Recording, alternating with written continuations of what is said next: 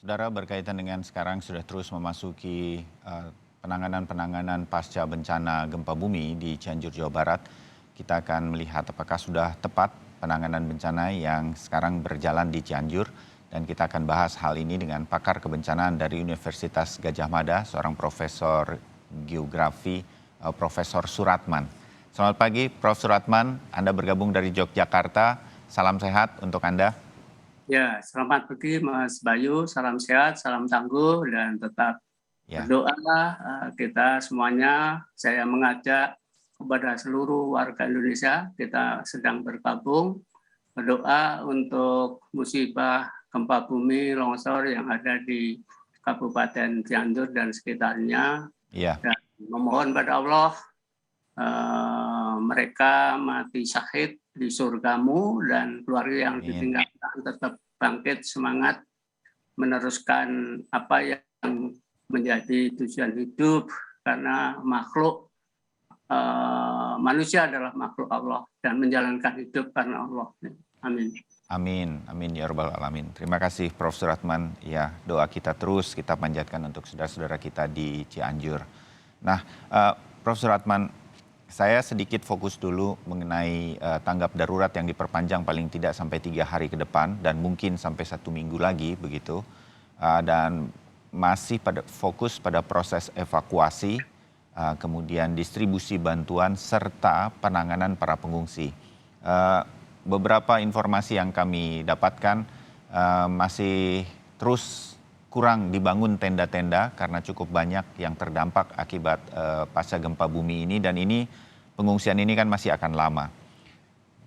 Yogyakarta pernah juga mengalami bencana seperti ini beberapa tahun yang lalu, Prof. Suratman. Dan apa saja yang mesti diperhatikan agar tidak ketinggalan dari penanganan pasca bencana gempa bumi untuk saudara-saudara kita di Cianjur yang mungkin bisa kita ingatkan bersama, Prof. Suratman?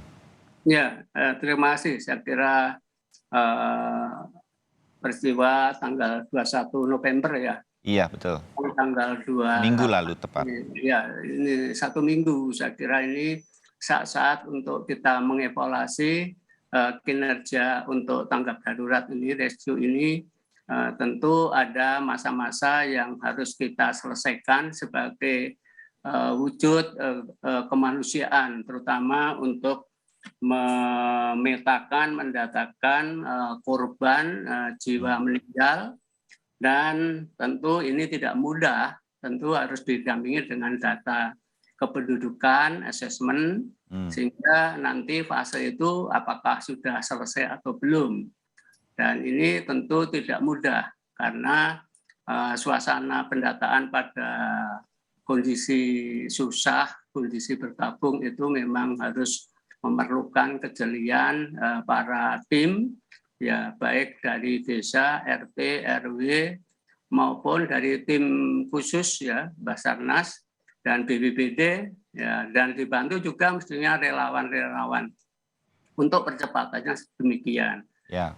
Kejadian di Bantul juga kita adakan langsung untuk penerjunan relawan-relawan di setiap wilayah kecil, ya wilayah RT dulu kita masuk ke sana, dan begitu ada laporan secara kami punya triple C ya, triple C itu kartografi, itu memetakannya.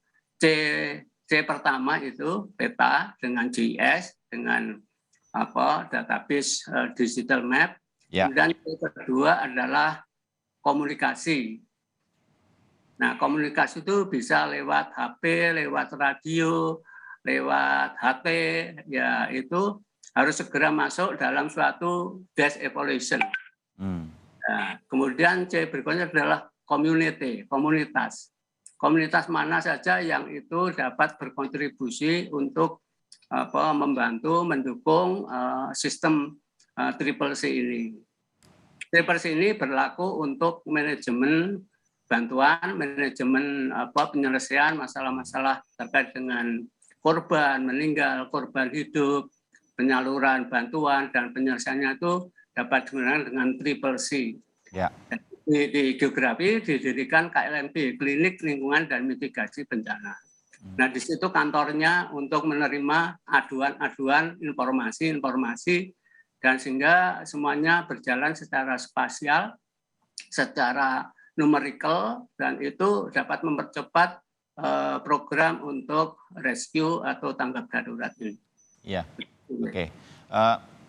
Prof. Suratman, mudah-mudahan semua yang Anda sampaikan ini pelan tapi pasti selama seminggu terakhir ini terus dikerjakan, terutama oleh BNPB sebagai, saya menyebutnya sebagai komandan utamanya, dan semua mudah-mudahan terus terjalin makin rapih ke depannya begitu. Ya. Prof. Suratman, mengenai evakuasi, ini ada beberapa kendala berkaitan dengan banyak korban yang diduga. Ada 11 masih hilang berdasarkan keterangan dari posko bencana terpusat di Cianjur. Jadi masih 11 yang diduga hilang. Kemungkinan di titik-titik terjadinya longsor yang cukup besar akibat gempa di beberapa titik begitu. Nah, evakuasi ini agak berkejaran dengan cuaca yang kalau sudah di atas jam 1 atau jam 2 siang di Cianjur itu turun hujan. Memang sudah musimnya begitu. Nah, ini yang menyulitkan dan juga gempa-gempa susulan yang masih terjadi sehingga menyulitkan tanah yang masih labil di sekitar longsoran ini untuk mempercepat proses evakuasi ini. Bagaimana upaya-upaya ini tetap harus dilakukan sebagai sebuah prioritas tetapi tetap aman, Prof. Suratman? Ya, jadi memang kita harus multidisciplinary approach ya. Dapat melibatkan ahli longsor, di mana itu arah lidahnya, keronnya, material depositnya, dan historical rumahnya di mana kemarin itu. Saya kira itu ada data digitalnya, rekam digitalnya, kemudian rekam gejala proses longsor yang mungkin bertahap ya, itu dapat dibuat story lainnya, sehingga asumsi di mana akan diperoleh lokasi jenazah itu terkubur itu sangat memungkinkan. Nah, yang kemudian itu sebagai petunjuk proses namanya barit ya, proses penguburan alam oleh longsor, ya, di mana di situ orang bisa ikut dalam terkubur. Nah, kalau itu bisa saja terjadi pengelupasan. Tahu-tahu jenazah itu muncul di permukaan karena longsor satu dengan longsor duanya tersapu lagi gitu. Nah, jadi sangat memungkinkan itu malah justru muncul. Tidak usah digali, itu bisa muncul. Itu tergantung dari tipologi longsornya. Oleh karena itu saran saya, coba hadirkan pakar longsor yang itu detailingnya harus menggambarkan, mengilustrasikan morfometrinya, morfologinya, morfoprosesnya, apakah terjadi grade terracing atau terjadi kombinasi dengan banjir lumpur dan sebagainya. Nah, ini memang yang tidak mudah ya, dengan kondisi hujan terus-menerus seperti ini.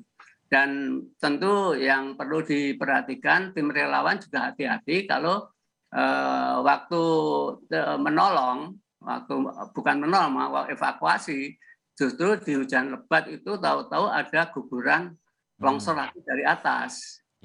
Ya, itu jadi relawan pun juga harus diberi edukasi, diberi pemahaman bagaimana longsor multi processes ini terjadi. Artinya multi time ya. Ya. Gitu.